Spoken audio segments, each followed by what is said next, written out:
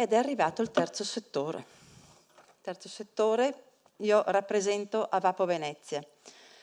Il dottor Leone sa bene che quando sono stata invitata ancora a luglio come presidente di Avapo Venezia a intervenire in questa giornata dedicata alle case di comunità, mi sono interrogata cosa c'entriamo noi, perché dovevamo venire noi a parlare delle case di comunità che per il momento non ci competono. Abbiamo incontrato il dottor Leoni e ci ha detto venite a raccontare cosa fate, perché abbiamo scoperto che pur essendo presenti sul territorio da tanti anni, in ambito sanitario molto spesso non si sa cosa facciamo, anche a Venezia Centro Storico. Cerco di essere breve perché ormai è tardi, sarete tutti stanchi. Avapo Venezia è un'associazione, fondazione, regolarmente iscritta al RUNZ, quindi un ETS, che è nata il 5 dicembre del 1988, quindi sono quasi 36 anni che operiamo a Venezia Centro Storico e si distingue per la molteplicità dei suoi ambiti di intervento. Ve li elenco rapidamente di seguito e anche vi darò la quantificazione delle ore messe a disposizione dai volontari. Il coordinamento di ogni servizio è svolto da un componente del consiglio direttivo e al di fuori delle figure professionalmente necessarie nell'ambito delle cure palliative, sono medici, infermieri, operatori sociosanitari e psicologhe, tutti i servizi sono svolti da volontari. I nostri ambiti di intervento sono l'assistenza ospedaliera, l'assistenza nel day hospital oncologico di Venezia e Mestre, l'assistenza dell'ospite del Fate Bene Fratelli, la presenza nell'ambulatorio di senologia per le signore operate al seno, l'assistenza domiciliare, la ricerca e la consulenza di una nutrizionista che periodicamente viene messa a disposizione dei pazienti e poi il famoso nucleo di cure palliative. Causa pandemia, ovviamente, l'assistenza. Io vi do dei dati, scusate, che si riferiscono al 2023. Noi ogni anno presentiamo una relazione all'ULSS, che giustamente ce la chiede, specificando le attività e il numero di ore ad essa dedicate. Nel 23 ancora il reparto di oncologia e radioterapia con le degenze, quindi non era stato riaperto.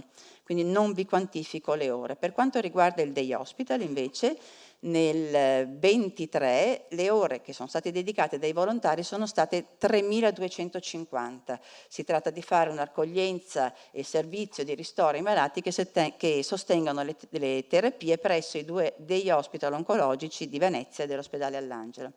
L'assistenza in hospice, dove la maggior parte dei pazienti sono oncologici, hospice del Fate Bene Fratelli, ha visto la nostra presenza per un totale di 1.100 ore.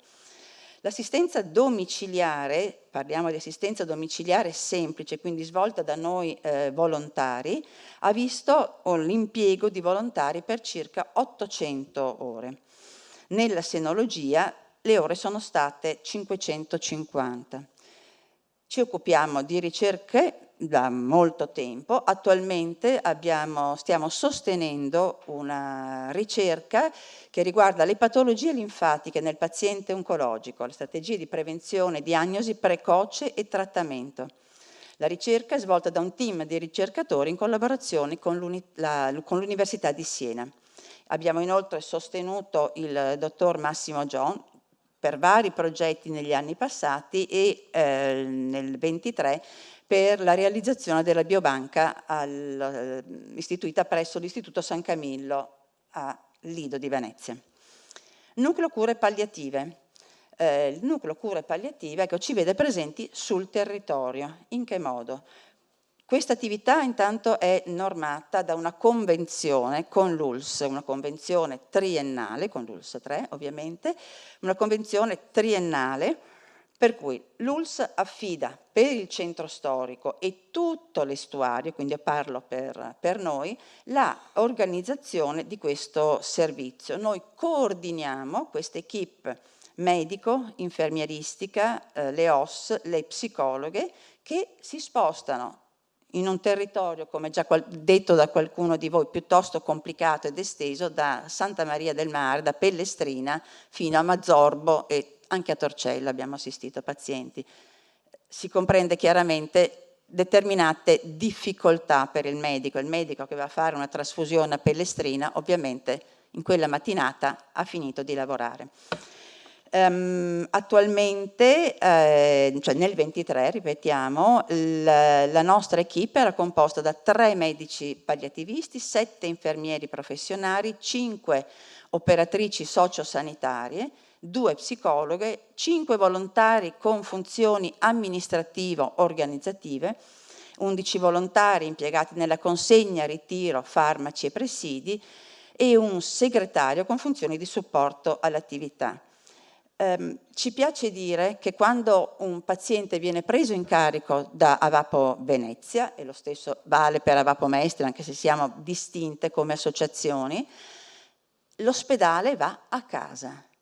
A casa si fa tutto. Voi medici, ecco, vi diciamo voi medici, si fanno ecografie, seppur semplici, si fanno paracentesi, si fanno toracentesi, si fanno trasfusioni e tutto quanto il resto. E si arriva fino ad accompagnare il paziente.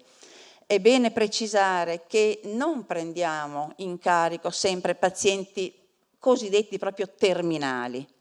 A volte vengono presi in carico dei pazienti che continuano, che stanno ancora facendo terapie attive e si chiama quindi, noi facciamo terapie di supporto. La presa in carico avviene con una richiesta normata dall'ULSS che può fare il medico di base, può fare l'oncologo, può fare il medico, il chirurgo, il medico, qualsiasi medico, va alla direzione del nucleo cure palliative che è diretta dal dottor Poles, che poi provvede a smistarla nel territorio. Cosa facciamo noi volontari per loro? Abbiamo iniziato appena subito dopo, lo facevamo già prima, ma adesso molto di più, subito dopo la riapertura, dopo il primo lockdown, facciamo la consegna dei farmaci, portiamo e ritiriamo i presidi sanitari, facciamo compagnia ai pazienti o al familiare, perché il paziente assistito a casa ha un'unica condizione che a volte è molto discriminante: c'è bisogno di un caregiver, sia esso un familiare, sia esso, per chi può permetterselo, una badante. Senza di questo è difficile mettere in atto questo tipo di assistenza. Penso che questo sia abbastanza chiaro. Parliamo, mi faccio riferimento a quanto detto dal presidente degli ordini delle psicologi del Veneto.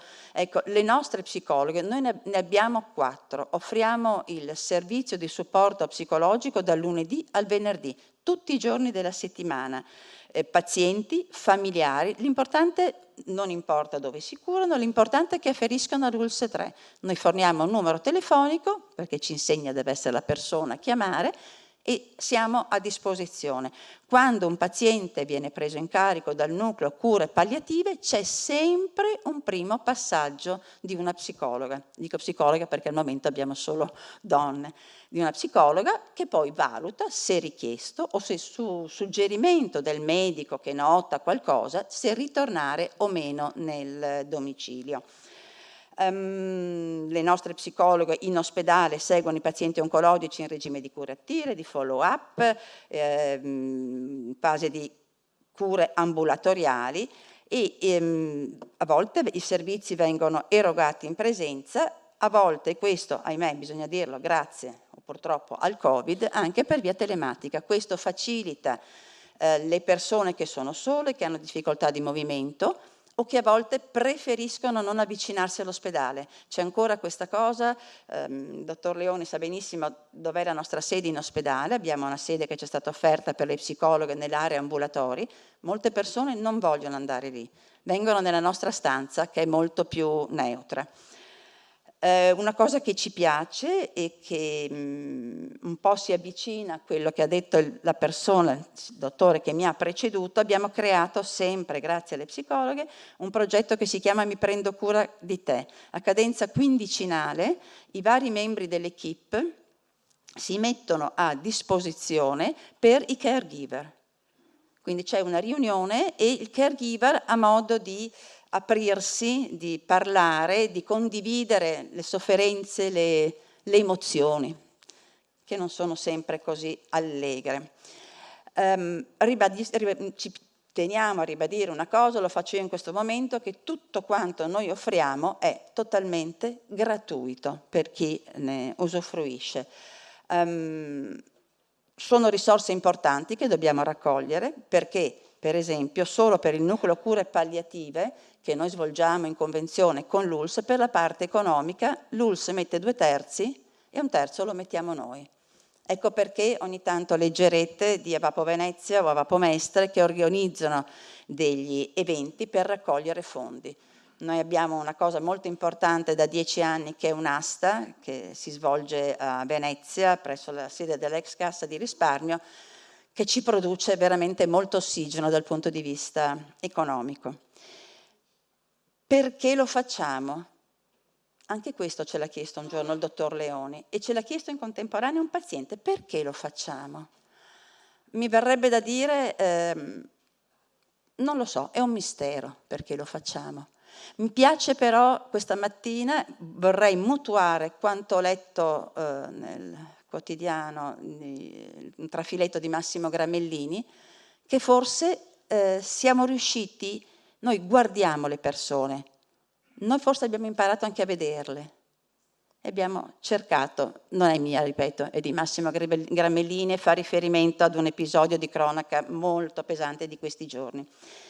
Se poi posso, e questa è una cosa che abbiamo condiviso con il Consiglio, circa il progetto delle case di comunità vorremmo, e il già presente a Venezia ospedale di comunità, vorremmo esprimere alcune considerazioni che riguardano noi volontari sulla base delle problematiche che riscontriamo quotidianamente durante il nostro servizio di assistenza ai pazienti oncologici.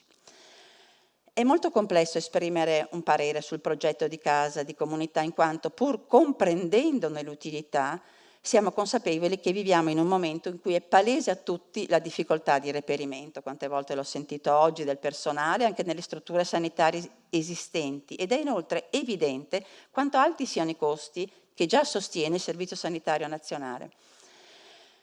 Non possiamo fare a meno però di esprimere di seguito alcune criticità che speriamo possano essere risolte a breve.